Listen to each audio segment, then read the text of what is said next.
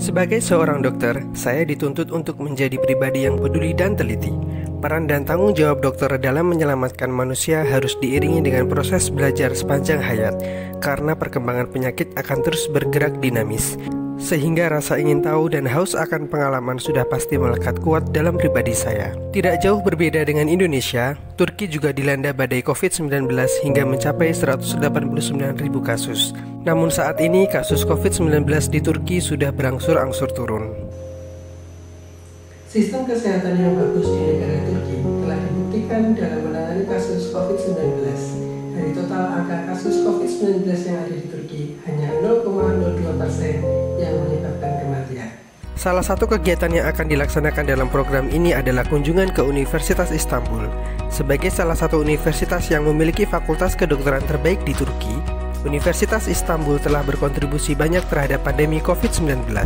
Tentu hal ini merupakan kesempatan emas bagi saya untuk bisa menimba ilmu tentang bagaimana kontribusi dan peranan Universitas Istanbul selama pandemi COVID-19 di Turki. Selain itu, saya juga sangat tertarik mempelajari sistem kesehatan di Turki. Karena di Turki memiliki institusi kesehatan yang terakreditasi oleh JCI terbanyak di dunia. Saya sangat aktif dalam melakukan edukasi kesehatan. Keseriusan saya ini telah saya buktikan semenjak saya duduk di bangku kuliah hingga saya memperoleh medali perunggu dalam ajang PIMNAS yang pada saat itu saya dan tim aktif dalam mengembangkan sol sepatu yang dapat digunakan sebagai salah satu obat alternatif bagi penderita osteoartritis.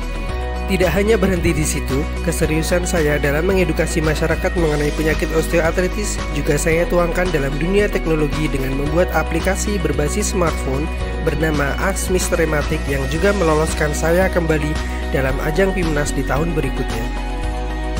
Tidak hanya berhenti di situ, saya juga aktif menjadi pembicara kesehatan di berbagai acara dan aktif melakukan penyuluhan melalui dunia maya.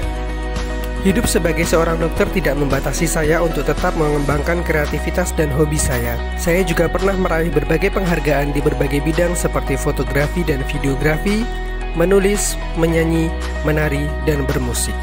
Berbagai prestasi yang sudah saya sebutkan juga mengantarkan saya untuk bisa terpilih sebagai delegasi pemuda Indonesia dalam program Pertukaran Pemuda Indonesia-Korea. Di sela-sela pekerjaan saya menyempatkan diri membantu memperbaiki taraf pendidikan adik-adik yatim, piatu, dan duafa. Setelah